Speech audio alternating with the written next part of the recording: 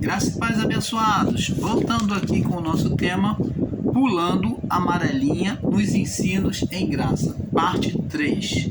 Então, como falávamos, existem irmãos ensinadores em graça que ensinam que a não existência do ser espiritual, que é chamado Satanás, ou diabo, manifesto por meio da carne do homem. Então, eles não compreendendo, pegam o literalismo, aonde diz que diabo significa opositor, que diabo, eles dizem que diabo de forma literal é a minha carne, dizem que é a carne do homem.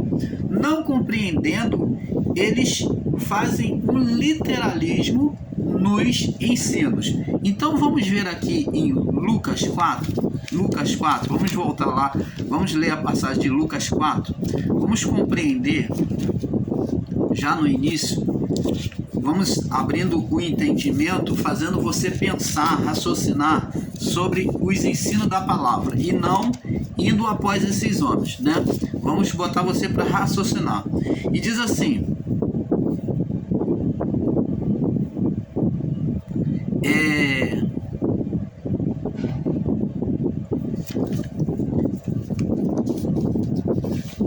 vamos ler aqui, deixa eu ver se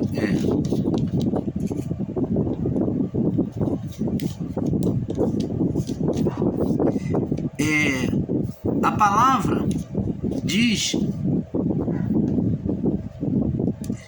aqui, ó, tanto em Mateus 4 como em Lucas, diz aqui, ó,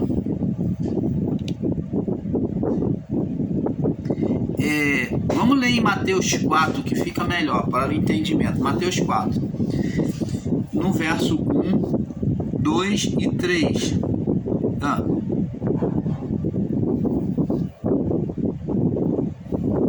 Diz assim: e foi conduzido Jesus pelo Espírito ao deserto para ser tentado pelo diabo. E tendo jejuado 40 dias e 40 noites, depois teve fome. E chegando-se a ele, existem passagens, abençoados, que está escrito aproximando-se dele o tentador. Existem passagens que está aproximando-se dele. Aqui em Mateus está chegando-se a ele, ou aproximando-se dele o tentador. E como é que se podem os nossos irmãos ensinadores em graça ensinar e dizer que, de forma literal, dizendo que o diabo é a natureza carne? Que ele atue, que a carne em oposição a Deus seja uma manifestação do diabo, verdade. Mas ensinar com literalismo como diabo, como a carne do homem, isto é um equívoco, isso é um erro de ensino. Sabe por quê? Porque a palavra aqui está dizendo aproximando-se dele o tentador, ou chegando-se a ele o tentador. Se está se aproximando, se está chegando perto, próximo, é porque não é a carne, porque a carne já estava em Jesus. Ou Jesus no deserto estava desencarnado. Explica para nós, você, meu irmão, minha irmã, ensinador em graça, você que ensina com equívocos, com mentiras aí, tentando sustentar a sua tese, o seu engano. Você iniciou com este engano e para poder sustentar isso, você usa vários argumentos, dizendo de forma literal que diabo é a carne do homem. Se a palavra diz que está aproximando-se ou achegando-se a ele, é porque ele não estava presente ali, estava distante. E ele chegou até Jesus, ele compareceu diante de Jesus, né, para tentar ele na sua mente. E como é que dizem que é a carne do homem? Como é que pode ser a carne se Jesus já estava ali com o corpo físico? A carne, então a carne de Jesus, você está ensinando, você é ensinador em graça aí, que ensina com esse ensino literal, você está ensinando que Jesus ali estava desencarnado, foi para o deserto desencarnado só em espírito, sem o corpo físico, e depois então a sua carne veio andando sozinha e entrou nele. o Espírito entrou na carne. Opa! Então, amados, como é que a palavra está dizendo aproximando-se, referindo-se a algo que estava distante, que se achegou a ele, ou aproximou-se, ou chegou-se a ele, o tentador? Você está vendo as mentiras, os equívocos que eles sustentam para sustentar as suas teses, os seus canais com escrito? O irmão Paulo não tem preocupação de pedir inscrição, de pedir like. Não tenho preocupação, porque eu estou fazendo para poder compartilhar esse entendimento com vocês. Mas eles querem o seu dinheiro, eles querem se enriquecer às suas custas, pela monetização. Por você estar dando oferta no canal deles, por você estar aplicando Pix, por você estar fazendo inscrição, porque eles ganham muitas e muitas monetização. Existem pessoas que estão tirando aí 2.000, 4.000 por mês só de monetização, até mais no YouTube. Então, abençoados, vê como que o ego, a ganância desses homens levam eles a sustentarem o engano, a mentira até o fim para poder te enganar. E o irmão Paulo não está agindo maldosamente com você. O irmão Paulo está provando dentro da palavra. Se a palavra está dizendo que aproximou-se ou achegou-se a ele, é porque não é a carne de Jesus, é um ser espiritual que vem tentar agir sobre a mente, conforme foi dado lá no livro de Gênesis, a legalidade a ele de comer pó todos os dias. A força dele viria de quê? Do pó, da atuação na mente. Então, sobre a mente humana, ele se tornaria forte. E ele se tornou forte. Lá no livro de Apocalipse 12, diz que ele virou o dragão, a antiga serpente, acho que é no verso 8, 9, diz que o dragão combateu contra os anjos, combateram contra o dragão, contra a antiga serpente, o diabo. Então, amados, diabo é a manifestação, ou melhor, diabo é a atuação do ser espiritual sobre os desejos do homem, sobre a mente do homem. Quando o homem, ele age de forma carnal, ele está manifestando um diabo. Como Jesus falou de Pedro, ou falou de Judas Iscariotes, não são vocês 12, vocês não são 12, um de vós é um diabo. Quer dizer, ele estava dizendo que Judas era um diabo, quer dizer, pode existir vários diabos manifestos por meio das mentes. Quando a mente faz oposição a Deus, ela está manifestando um diabo. Então, quando Jesus disse que Judas era um diabo, estava dizendo que Judas era um homem que se deixava agir pelos desejos carnais. Então, esse ensino literal de que diabo seja a carne do homem é totalmente errôneo. Mas se diabo é a atuação do ser espiritual por meio dos desejos do humano, por meio dos pensamentos humanos. Então, aprenda isso, que nunca diabo foi a carne, mas sim a atuação de forças espirituais por meio dos desejos humanos, ou a mente do homem. Então, outra mentira que nós deixamos aí, né, para que você venha despertar, que eles têm falado, né? Agora, outra mentira que é ensinado, né, outro ensino que é ensinado com equívoco e mentira no meio da graça, é que todos nós estamos no reino. Preste atenção, o irmão Paulo já cometeu esse erro no seu ensino, e eu peço perdão aos irmãos de considerar que todos, a partir do sacrifício da cruz, da ressurreição de Cristo, todos agora, o reino tinha chegado que todos agora participavam do reino de Deus. Eu já ensinei com este erro. E sou homem suficiente, sou sensível e humilde o suficiente para admitir que errei. Confesso que errei, confessando e ensinando que todos estavam vivendo o reino de Deus. Mas não, nem todos estão vivendo o reino de Deus. O reino de Deus chegou para todos. Jesus abriu, ele trouxe a graça sobre todo mundo. A graça dele foi manifesta sobre todo mundo. Quando falamos de reino de Deus, também falamos de graça de Deus. É o reino e a graça, é o reino, que é a manifestação do espiritual, que é a graça de Deus, e também que está ligado ao Espírito. Tudo isso está centralizado na atuação, na manifestação do Espírito Santo. É ele quem manifesta a graça de Deus. A graça de Deus chegou a nós por meio da bondade do amor de Deus através do Espírito Santo derramado em nosso favor. Quando Jesus cumpre o sacrifício, ele cumpre para o mundo. Então, essa é a graça de Deus, o amor de Deus sendo executado na cruz. Agora, este amor ele vem até nós, ele vem habitar com os homens, dentro de nós agora. Ele vem habitar com os homens, como Cristo habitou. Ele foi chamado de Emanuel, habitou de forma física. Só que agora ele vem em forma do Espírito Santo. Ele vem através do Espírito Santo, habitando dentro do nosso espírito. É isso que é graça de Deus. Então, eles ensinam que o reino todos estão vivendo o reino de Deus. Mas isso, como ele, o irmão Paulo também já ensinou errado, como eles, isto não é verdade. Por quê? O reino foi declarado a todos, está aberto a todas, assim como a graça de Deus. Mas nem todos estão vivendo o reino de Deus. Então,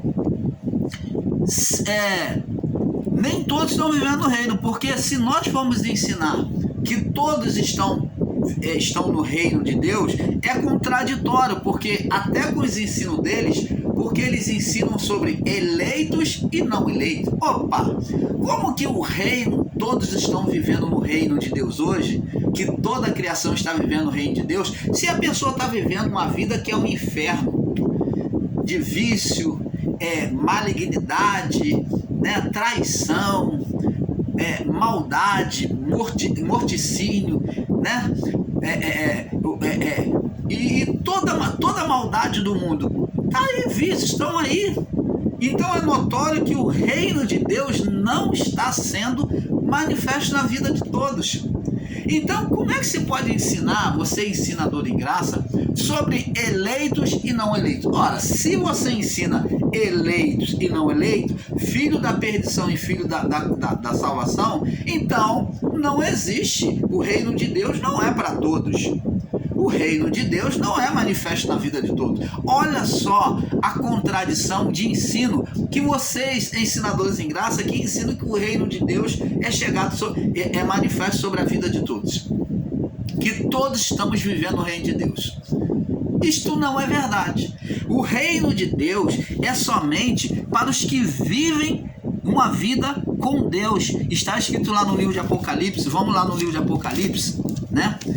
Em Apocalipse já estava sendo dito, e vamos ver também aqui depois no livro de Mateus, Apocalipse 22, no verso 15, Apocalipse 22, no verso 15, diz assim, olha só, mas ficarão de fora os cães. Os cães são aqueles que eram chamados os gentios eram chamados de cães, que não queriam compromisso com Deus, pessoas que não querem nada com Deus, são idólatras, vivem a sua vida do jeito que quer. O cão é aquele que come e depois vomita, então ele não dá valor. Você joga comida para ele, logo engole e ele depois vomita e come de novo. Então eles não entendem o valor do rei, né? Ficarão de fora os cães, os feiticeiros, os fornicadores, os homicidas, os idosos, qualquer que ama e comete a mentira. E aí, abençoados, como é que pode você ensinar que todos estão vivendo o reino de Deus? Você que ensina em graça e ensina dizendo que todos estão vivendo o reino de Deus. Você que comete esse equívoco, como o irmão Paulo já cometeu em um dos vídeos, em que afirmava que todos estão vivendo o reino de Deus. E hoje reconheço que o reino de Deus só é manifesto na vida do homem e da mulher espiritual. As pessoas carnais, não está dizendo aqui que não herdarão o reino de Deus, eles vão ficar de fora. E também no livro de 1 Corinto, vamos ver agora Paulo falando, 1 Corinto, no capítulo 6, vamos ver aqui no capítulo 6, no verso 9, 10, diz assim, olha só, diz assim, Paulo diz assim, ó, 1 Coríntios 6, 9 e 10, olha só o que o Paulo diz, mesmo após a ressurreição de Jesus, né? Bem depois. E diz assim, ele diz, ó, não erreis. Aqueles que dizem que o homem não tem pecados, esses ensinadores de graça dizem que o homem não tem pecado diante de Deus hoje, ele está dizendo aqui, ó, não erreis, não cometa o pecado, não cometa o erro, não erre o caminho. E como é que eles ensinam que o homem não tem pecado, que nós não pecamos mais? Ele diz assim, não erreis, nem os fornicadores. É um pecado? Era um pecado contra Deus? Era no passado? Era e continua sendo. Paulo está dizendo para não errar.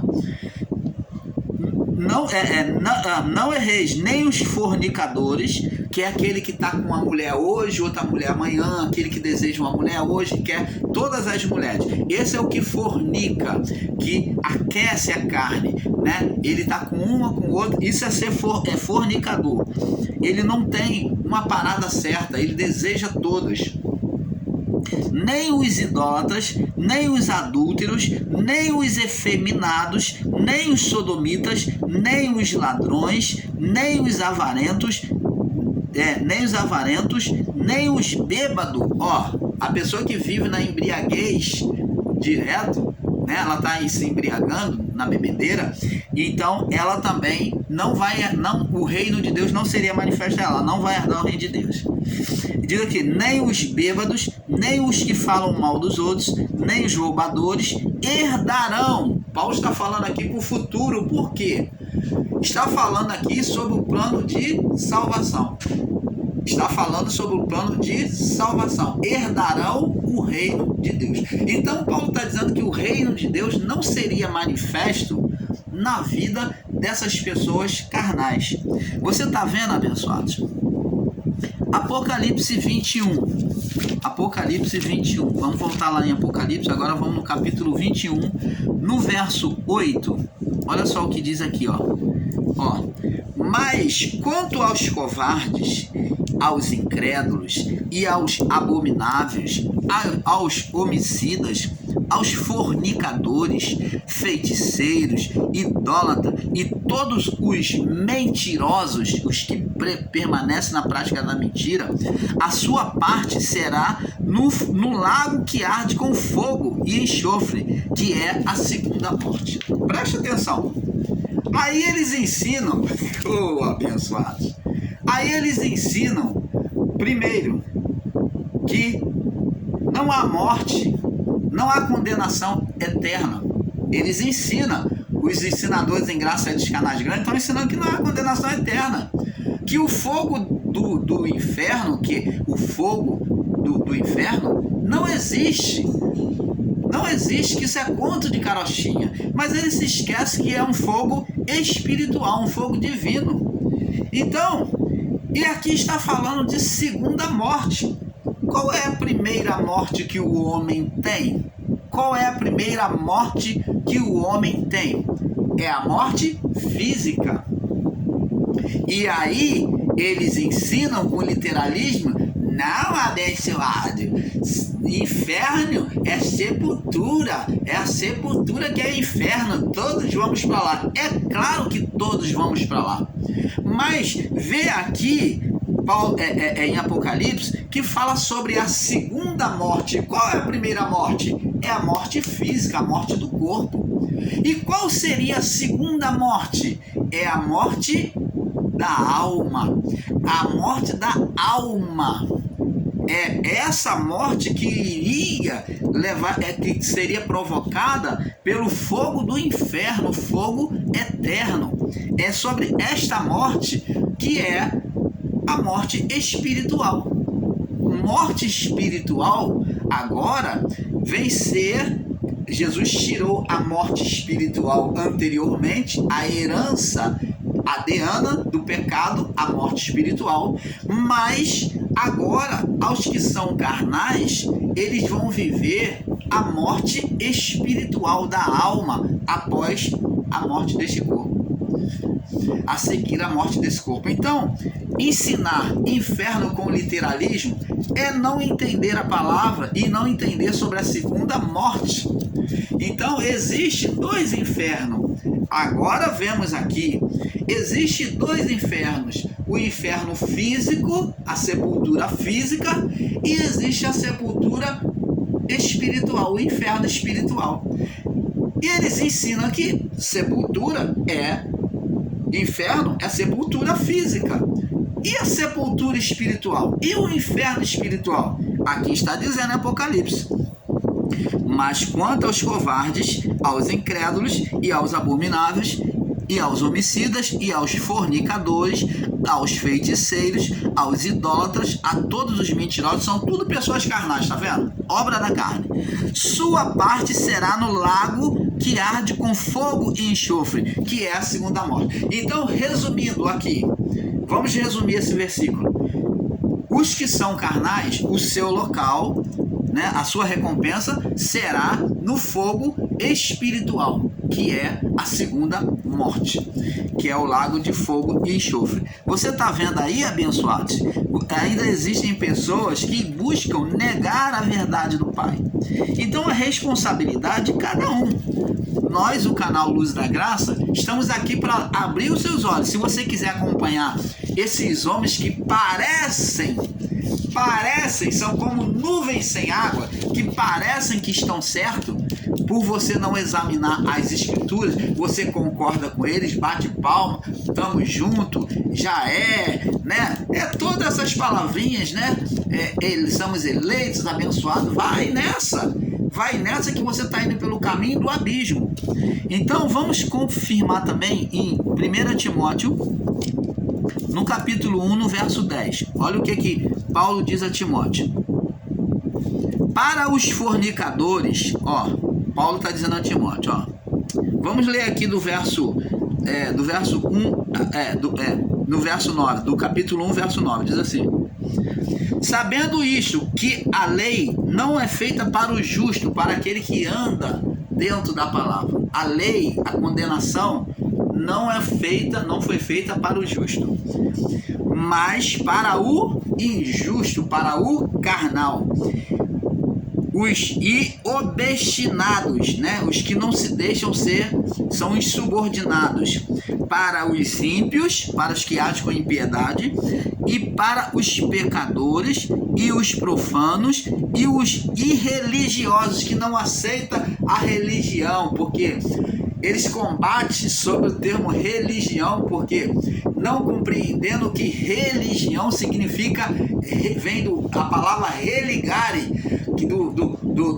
da palavra religare, né, do latim, religare, que significa ligar com Deus, estar ligando de novo com Deus, trazer a comunhão com Deus. Então, religião, não você dizer que eu sou religioso, você não comete nenhum erro, você não se amaldiçoa com isso, você não diz que você é uma pessoa carnal ou uma pessoa que está debaixo da maldição da lei. Não, esses ensinos que eles estão fazendo aí é errado, porque ser religioso é ser temente a Deus. Aqui está dizendo, sabendo que a lei não foi feita para o justo, mas para os injustos, para os obstinados, né, que são insubordinados, para os ímpios, para os pecadores, os que vivem na prática do pecado, para os profanos, que vivem profanando a lei de Deus, e irreligiosos, os que não se deixam não querem entrar na comunhão com Deus, não querem se sujeitar a Deus, não querem buscar a Deus. Isso é ser irreligiosos, é não buscar a religação com Deus, é não querer ser reconectado com Deus. Por que reconectado? Porque os espíritos procederam de Deus, e essa pessoa que é rebelde, ela busca se afastar de Deus. E diz aqui, para os patricidas, os que matam pai, e os matricidas, os que matam mãe, e para os homicidas, o que mata o próximo, os homicidas que matam o homem, que o próximo, para os fornicadores, os que desejam uma mulher, uma hora está com uma mulher hoje, amanhã está com outra, o que tá, né? Os que usam da palavra peguete, né? Que tá pegando, tô pegando. Isso daí é palavra carnal e diabólica. É a linguagem do mundo hoje. Eu tô pegando fulano. Isso é demoníaco, isso é carnal, é linguagem diabólica, é linguagem profana. É incentivando você a ser carnal. Você tá aqui, tá com uma aqui, outra aqui. Isso é ser fornicador. Para os sodomitas, os que praticam o sexo de forma de sodomia. Existem muitos relacionamentos aí dentro do mundo cristão, do mundo evangélico e dos que estão aí em graça, e existe até ensinos em graça que sustentam a sodomia. Existem atos de sodomia que não podem entrar dentro do relacionamento cristão.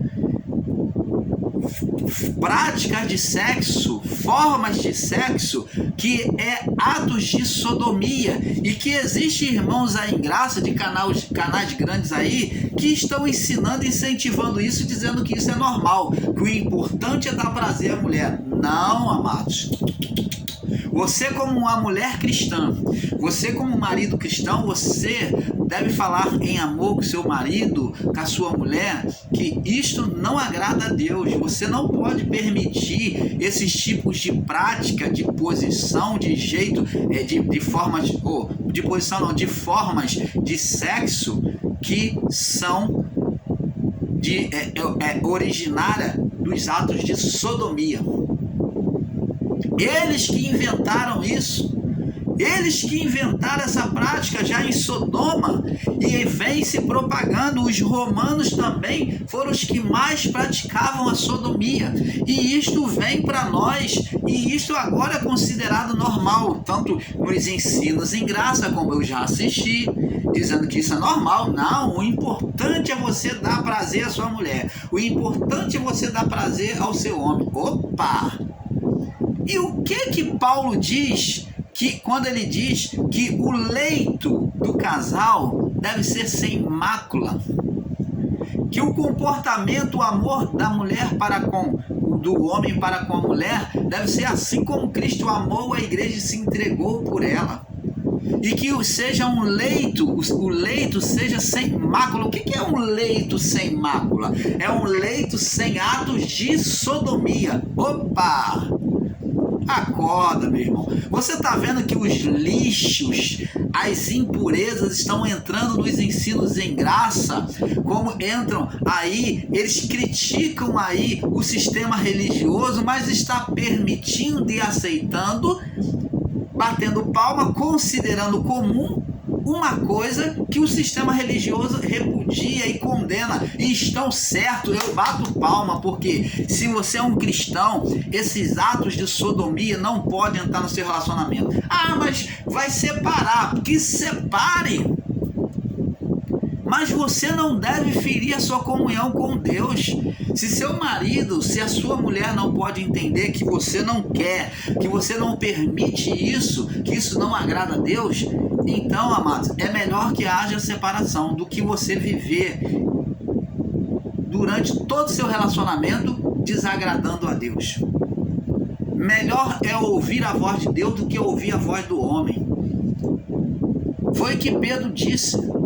Então, ou você se sujeita a Deus, ou você se sujeita ao homem. Então, porque você quer agradar o seu esposo, você vai fazer coisas na sua relação sexual que venha só para agradar o seu esposo, você vai fazer atos de sodomia, você vai trazer para o seu leito e você vai perpetuar esses atos, essas práticas dentro do seu relacionamento. Uma vez que você permitir, o seu esposo vai querer da mesma forma todas as vezes. A sua esposa vai querer da mesma forma. E isso, abençoados, é maligno, são atos de sodomia. Você está entendendo? Então, vamos passar para o próximo vídeo, né? Porque é um pouco aqui, um pouco ali. Nós vamos voltar a essa fala. Paz. Vamos para a parte 4. Paz.